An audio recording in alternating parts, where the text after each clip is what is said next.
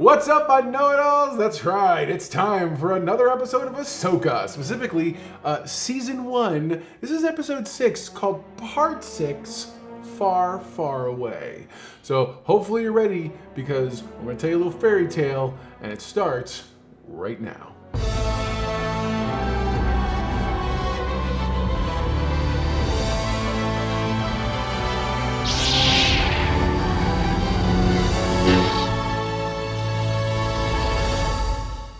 Man, I'll tell you what, right?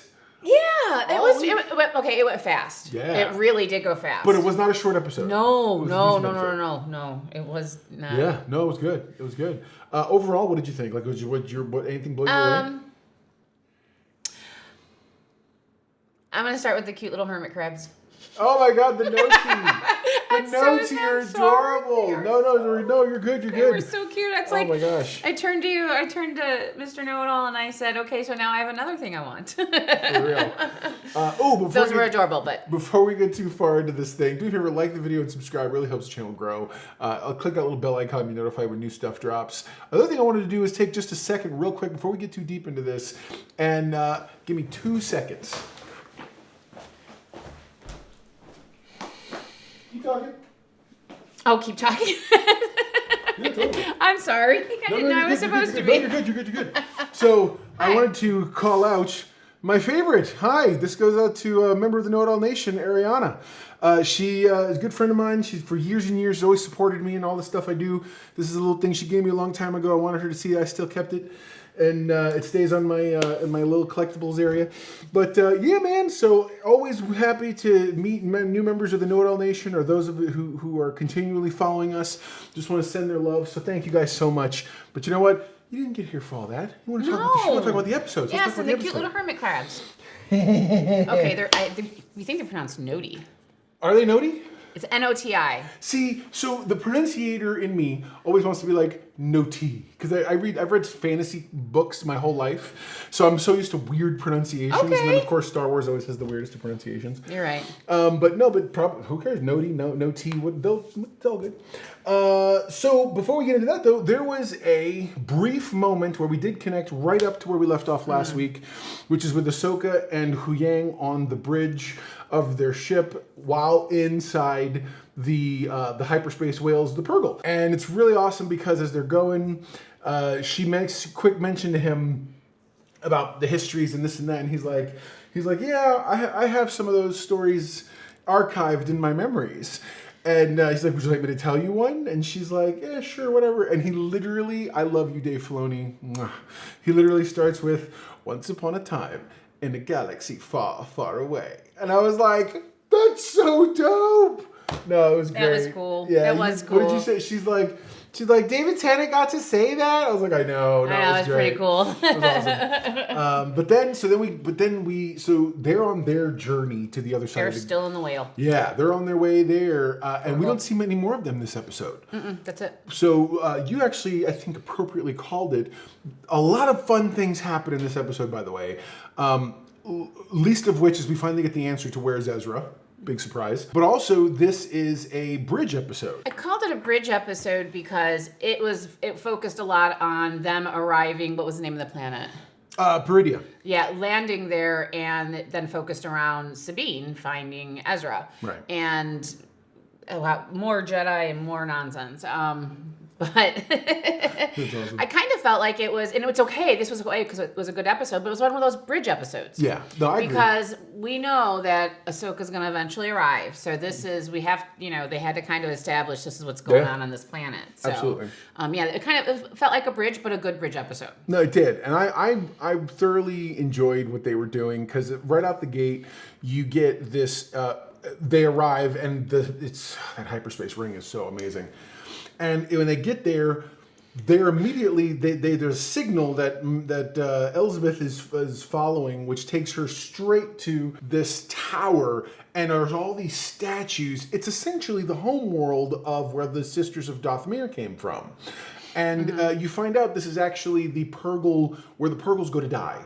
And there's legends apparently in history that the Jedi knew about that said that, hyperspace lanes used to be here and come out to this far out here and whatnot. And so when they arrive, we get a really cool cameo. You can't tell underneath all the makeup, but that's Claudia Black, who plays the lead of the Great Sisters. Claudia Black is from, those of you playing at home, she's from Farscape. And she later on Stargate, SG-1 and whatnot in the final seasons.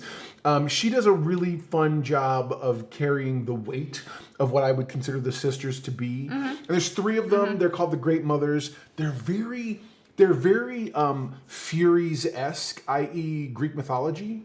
And that they're like the threads talk to us and all this other stuff. It's really interesting. And of course they let them know. She's like, "Where's Thrawn?" And he's like, "He's on his way. You just be patient. You guys gotta wait." And while they're waiting, you find and they put Sabine on. They're like, "She's gonna wait in isolation. We're not gonna let her have." She smells like a Jedi, and I was like, "Dang, y'all." She smells like a Jedi. I know, right? What's that mean? She smells. And she's like the least Jedi of them all. Completely. But definitely it permeates all over her, according to them. And so then after, it's not very long before Thrawn shows up. The Thrawn of it all has finally come, and he's got this huge... It's a Star Destroyer. But it looks rough. Yeah. It has seen some stuff over probably its time being there in this other galaxy. And all his stormtroopers. Excuse me. That's not what they're called. They're right.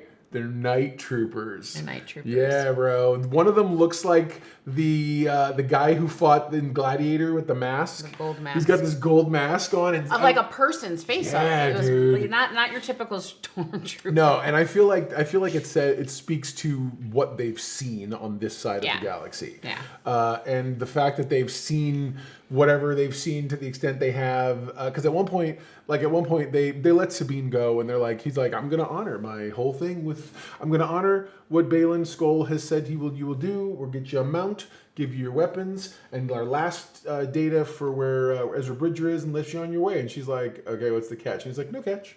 He's like, trust me, once you leave, understand you're stuck here. And she's like, all right, I get it. And he's like, okay, bye. And they literally give her this giant dog horse and send her on her way.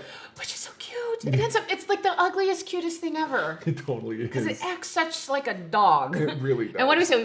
If I could compare it, it's probably like it's bigger than an Irish wolfhound, but that's what it reminded me of. Oh my gosh, like, yeah, if totally. you had to pick a dog. No, for sure.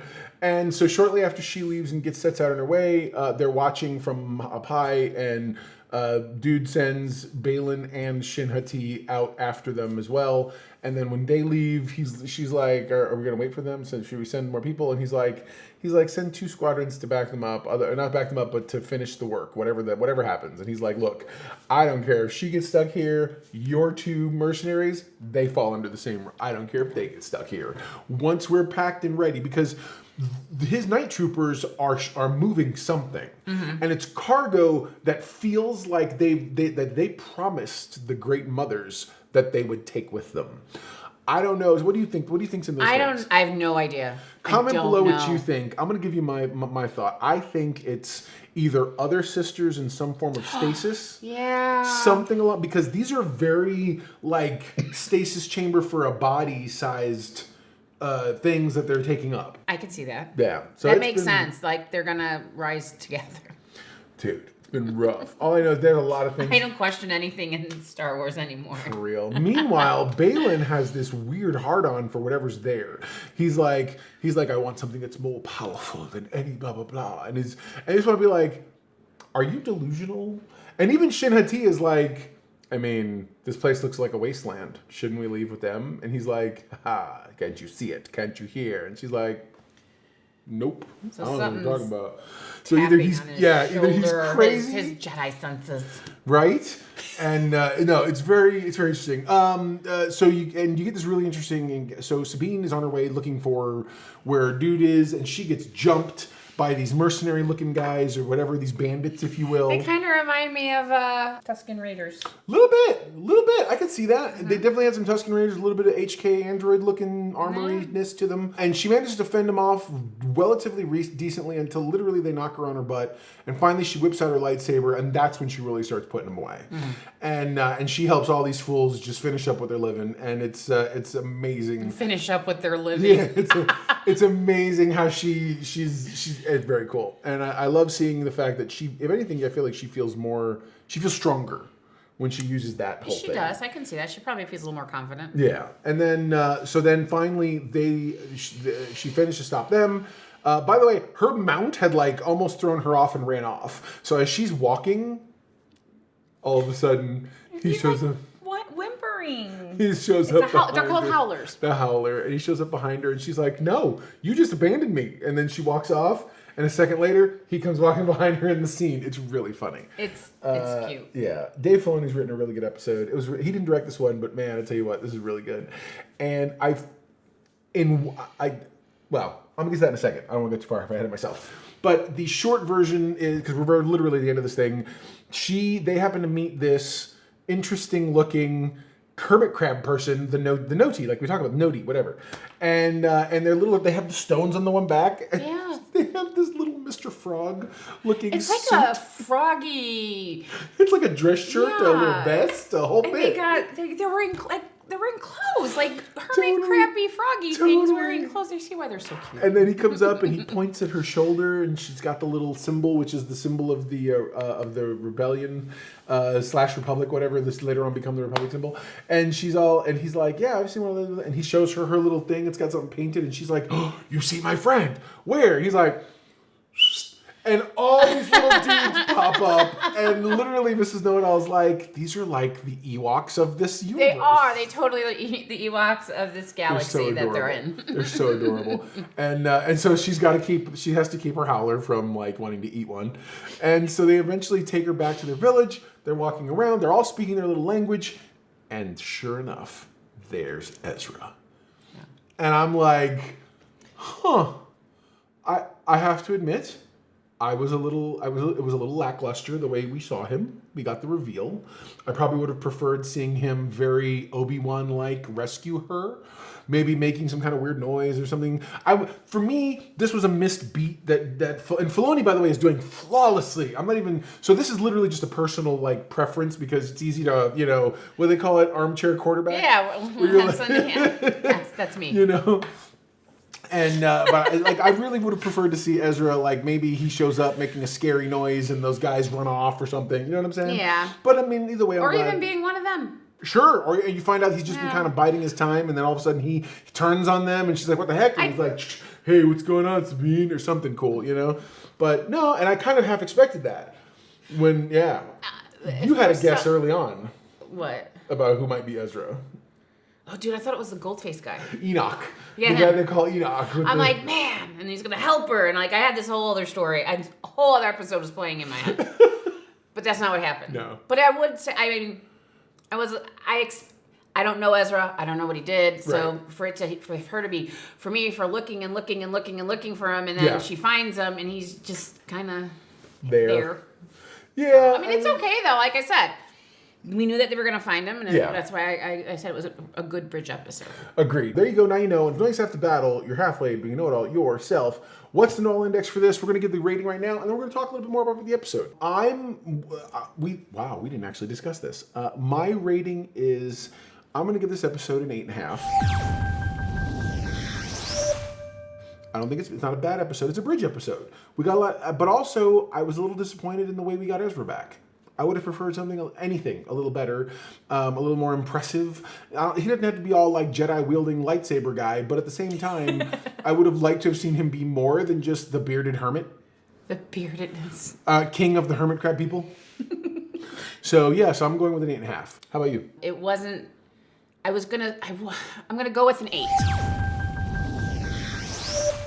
Okay. And that's probably because it wasn't poor enough to give it a 7.5. Got it. Because as someone that knew that we were going to be, now this is a point, now we know that they're going to get Ezra, it fell flat for me. Okay.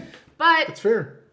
It was still a good episode, so I have to give it an 8. Absolutely. I have to give it an 8. Okay, so those are our scores. Let's now get into talking about the episode. I feel like Thrawn, he feels very interesting. I didn't get to see a whole lot of him in the show because remember I had moved on and done different things. I didn't get to in the Rebels, so I didn't get to see a whole lot of him. You did say then. that, yeah. I did read Heir to the Empire, the original one. They're handling him a hair differently here than I think he was there, but I loved this nice, calm. They have been stuck there, and clearly his men have been through the ringer. But if you notice, his suit looks perfectly pressed. Everything is right in line, put together. He feels very much in control. And I love that. And even when throwing a curveball, because later on you find out that the sisters have noticed that another is coming, and he's like, well, and he immediately deduces, well, that must be Ahsoka, and blah, blah, blah. We need to assume she's not dead, and this whole thing. I do have to say, I was kind of impressed with his thought with that. Yeah. Like, he didn't assume. He's like, you know what? He's like, unless you know for sure, we have to... assume she's alive. Smart move. No, super smart move. I like him. I think as a character, he's doing really well. Since I'm being first introduced to him, this is going to be an interesting villain for me. Shin Hati, I believe she is lost. And by that I mean she is confused, she is concerned, she's asking questions, and she's getting answers that should be good answers. Meaning, Baylan's giving very, essentially, I'm the master, you're the pupil, this is my answer. It's sort of circumspect, and you will hear it, and blah, blah, blah. But she's kind of like, as he walks away, she's like, I don't buy it. Like, you can tell, I feel like she's going to double cross and betray him. Okay, I'm going to predict the future. Shin Hati's going to double cross and betray him. Or some combination of those things. He's going to get pushed a hair too far and realize that what he really wanted was not, because he told her himself, he misses the idea of the Jedi, but not ultimately their weakness and everything else. I think that's a deep-rooted bitterness he has against them because of how the temple fell. But he grew up in the temple. And he even references how Ezra came up as a Boken Jedi, which is a wild Jedi order, not an order, but like a training that trained in the wild. Right. And even Shin's like, is that like me? And the way she says it, I'm like, she really wants to be part of something. She wants to be connected to the greater something. And he's like, no, not like you. I've trained you to be strong and blah, blah, blah, and this and that. You're good. It's okay. And she's like, well, it sucks. I really wanted to have, Maybe I was just as special as being a Jedi. Something. And I think that's the problem. I feel like she doesn't feel special. Nobody said she was a Jedi. Nobody said she wasn't a Jedi, but nobody has then said to her what she is because she... Look here, Baylan. It's called a hug. It won't kill you. That's all I'm saying. Okay? But I feel like she's going to eventually turn on him. I think she will. Do the sisters come with them, do you think? Or do the sisters stay there? The great mothers. Oh, they stay. I think they stay. Oh, No, I'm going to take that back. They're going to go with them. Okay. All right. Only because they're loading everything up. If we think, and I think you might be onto something, if they are remains or carbonite even. Oh my gosh, can you imagine? Covered carbonite? I don't know. I'm making stuff up. Who knows? No, but you But don't I mean, know. it could be anything. I mean, if it is them in whatever shape or form, I think the three would go with them. I honestly I thought we were going to get some form of, because he keeps talking about a greater threat, a greater power, something. I was under the impression they were going to bring some form of either Snoke or something having to do with eventually what becomes the First Order. I feel like we, at some point or another, because at some point or another, Star Wars has to connect up with the sequel trilogy. Good, bad, or indifferent, I'm not here to judge. But at the end of the day, I feel like at some point or another, the storylines have to cross and something, you know what I mean? Mm-hmm. Or because again, Filoni's doing an amazing job. I thought this was really handled well. Any other thoughts that you had about the episode thus far? Is there anything that kind of felt off to you? I know you said that you didn't. Obviously, Ezra fell flat. That whole thing. Yeah, I think that was about it. Okay. Yeah. All right. I liked the episode. So. Agreed. No, agreed. I love this idea that there's an era. I would really love if they got deeper into like the High Republic or the Old Republic, and we got to see why. Because who's building these giant statues? Like legit. Yeah, like these stone. They're just massive statues, and I'm like, that's unbelievable work. Yeah. And the fact is, my other question is, what was he doing in this galaxy the whole time? Just sitting there waiting? Like, why hasn't he gone off and done something and conquered the galaxy? Done something? Because he obviously... Right. Yeah. So anyway, hopefully we'll get more answers. We got 2 more episodes to go. Comment below. Give us your theories. Where do you think this is all going? What did you think of Ezra's... What's the cargo? Right. Definitely wonder what the cargo is. Also, tell us what you thought of Ezra yourself. But yeah, man, that's going to do it for us this week. I cannot wait to talk more about this with you guys. All right. We'll see you later. Never forget. Everyone loves a know-it-all. That's right. Talk to you guys later. Bye. Bye-bye.